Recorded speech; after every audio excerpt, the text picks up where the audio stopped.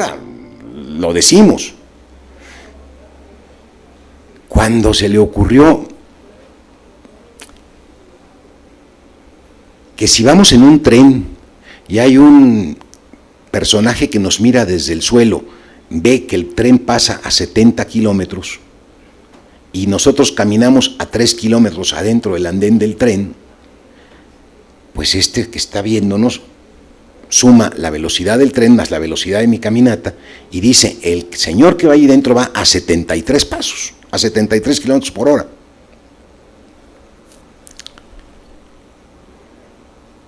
Si esto es así, pues entonces a fuerzas, si yo voy a la velocidad de la luz, caminando, pues voy más rápido que la velocidad de la luz. En un tren que vaya a la velocidad de la luz y yo caminando, pues voy más rápido. Pues fíjate que no, porque no se puede rebasar. Oye, pero ¿por qué no se pueden sumar las velocidades? No se pueden sumar porque esto es lo irrebasable. Debe haber sonado a algo muy chocante. Si yo voy en mi automóvil y junto a mí va un amigo en su automóvil a la misma velocidad, olvídense, mi amigo y yo, pongan a Pedro Infante y a Luis Aguilar en ATM, los dos en moto, ¿se acuerdan de esa escena del cine nacional? Y van platicando, los dos van manejando y van platicando, o sea, uno respecto del otro va quieto, ¿no? Es lo lógico. Y Einstein me viene con la cosa de que si yo voy a la velocidad de la luz, no puedo asomarme por la ventana y ver un rayo a la velocidad de la luz paralelo a mí, sino que el rayo que viene paralelo a mí pasa a la velocidad de la luz, aunque yo vaya a la velocidad de la luz, no me entra en la cabeza. Cuando Einstein dijo esto, pues debe de haber provocado, pues no sé, muchas indigestiones. La ciencia es contraintuitiva. Nada más que Einstein, al menos, no ponía en crisis el principio de razón. Buscaba otra explicación, pero no una explicación racional. Era una explicación que se justificaba, que tenía una argumentación perfectamente coherente, aunque diera otra versión de los hechos. Vimos un montón de cosas la vez pasada que si las piensa en un momento y en el contexto en el que fueron dichas por primera vez, deben de haber causado pues un escándalo, al menos hasta que no vieron que efectivamente estaban coherentes y bien sustentadas y luego demostradas experimentalmente y ya todos nos las aceptamos. Pero a mí me cuesta un trabajo. No logro entender por qué la luz se aleja a la velocidad de la luz y yo voy a la velocidad de la luz. De verdad, no lo entiendo.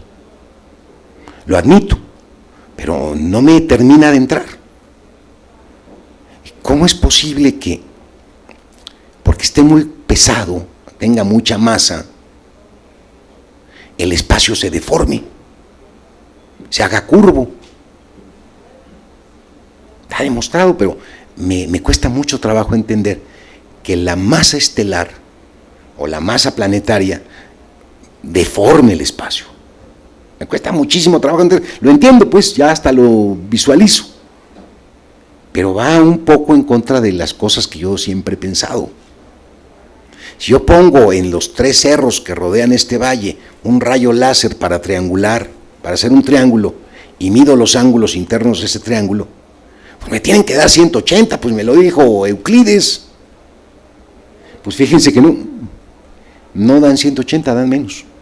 3 rayos láser triangulados hacen que los ángulos internos sean menores porque los lados de ese triángulo están curvados. Ni modo, está bien, admito que vivo en un mundo cuyo espacio está combado. Pero luego si me dicen, las estrellas cuando se colapsan, toda la masa que las constituye se apeñuzca, porque es tal su peso, que ya no puede seguir esponjándose por las explosiones de las transformaciones de hidrógeno en helio. Cuando se les acaba el combustible, ya no tienen cómo explotar hacia afuera, y entonces, como tienen mucha masa, pues se colapsan.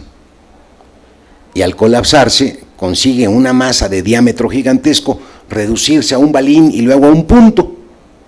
Y el espacio alrededor de ellas se hace tan curvo, que queda tan cerrado, que no puede escaparse ni un rayo de luz. Lo entiendo, pero no puedo admitir fácilmente el hoyo negro. No sé si ven, hay verdades de la ciencia que son poco intuitivas, pero esta todavía finalmente está en un planteamiento clarísimo.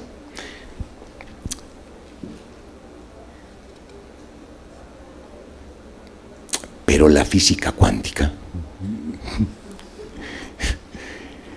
todavía un pasito antes de entrarle, como que voy graduando un poco para que cuando diga lo que voy a decir, caigamos verdaderamente en el asombro.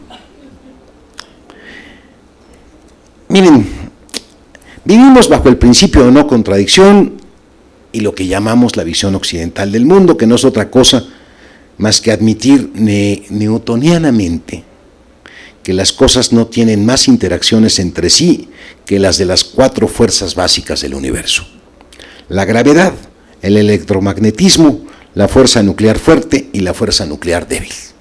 Son todas las fuerzas que hay. En la concepción newtoniana, que es la que hemos aprendido, las cosas no están conectadas más que por estas fuerzas, y hay un principio que llaman el principio de separatividad. Échenme las maldiciones que quieran, háganme vudú, échenme mal de ojo, me hacen los mandados, porque no hay conexión que no sea a través de estas fuerzas. Todo lo que no sean estas fuerzas no comunica nada. Puede ser que comparta con ustedes, o con alguno de ustedes, la superstición de que efectivamente si pinchan el mono que tenga alguno de mis pelos amarrado, me duela a mí. Si yo comparto la convicción, ustedes pican allá y acá mi sugestión hace el efecto. Pero que ustedes piquen allá y yo acá no crea y haga el efecto, no. Necesito estar en la comunión de esa creencia para que tenga un influjo sobre mí. Esto hace mucho, y les cuento una anécdota para distraerlos un momento.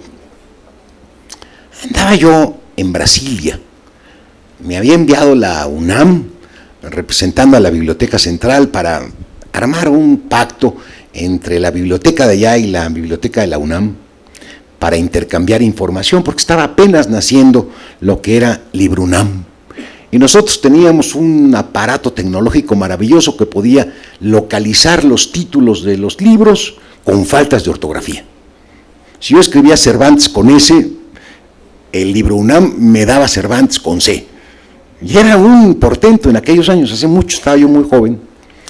Llegué a Brasilia, hablé con los bibliotecólogos de allá, firmamos el convenio, y empezaron con lo de la macumba, porque de verdad en Brasil no hay manera de que no hablen de la macumba. No sé si la macumba la metieron porque como yo estaba trabajando para este curso no me enteré de los Juegos Olímpicos, pero supongo que hablaron de la macumba y sacaron fuego por algún lado porque es irremediable. A mí se me hizo muy extraño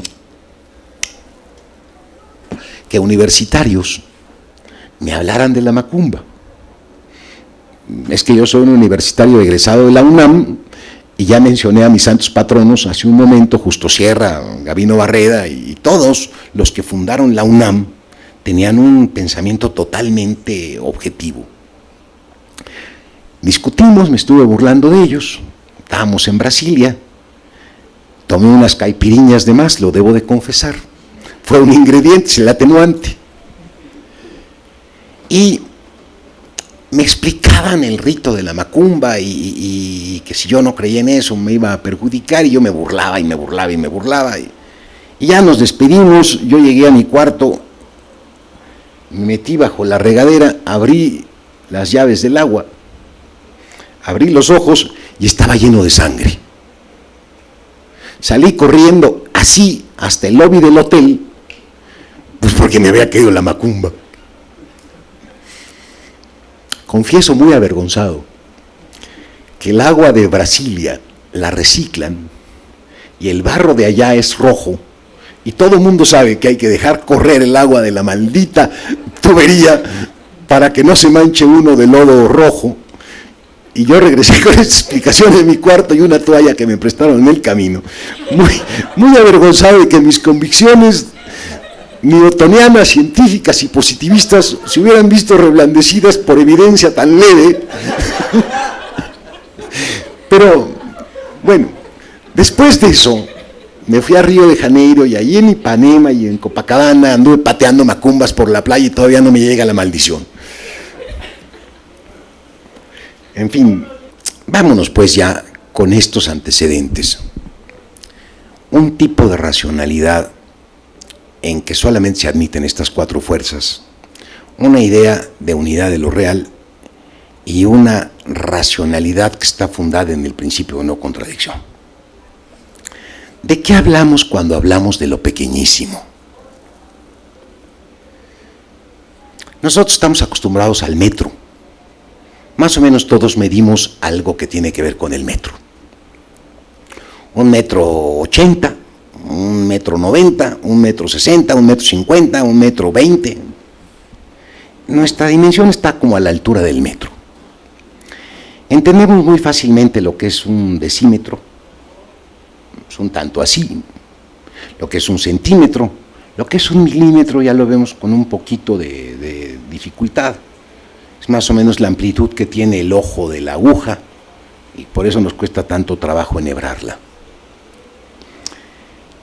A simple vista, los que tengan buena vista no logran ver más que 1/5 parte de milímetro. Ese es hasta donde llega nuestra vista. 1/5 parte de milímetro. Agarran ustedes una moronita y la rompen, y antes de que desaparezca ese puntito que ahí queda, es 1/10 de milímetro. Es enorme 1/10 de milímetro. Perdón, 1/5 parte de milímetro. Tenemos microscopios que seguramente todos han manipulado en la escuela, que tienen un determinado número de aumentos. Un buen microscopio de estos de luz aumenta 1000 veces el objeto. No sirven para nada. Para ver células y pintar con una tintura las células de la capita de la cebolla, pero no más. Hay microscopios electrónicos de barrido o microscopios electrónicos que también se llaman de túnel, que son 2 procedimientos, y logran amplificar 300,000 veces lo que aparece en el ocular. Ahí sí ya son distancias interesantes. Con un microscopio electrónico podemos ver un nanómetro. ¿Qué cosa es un nanómetro? Una cosa grandísima que es algo así como la 1000 millones de veces más pequeño que un metro. Eso es un nanómetro. 1000 millones de veces más pequeño que un metro. Para que lo puedan simbolizar, es un 10⁻⁹. El átomo, ese átomo que todos conocimos en la escuela, el de Born, mide 1/10 de nanómetro.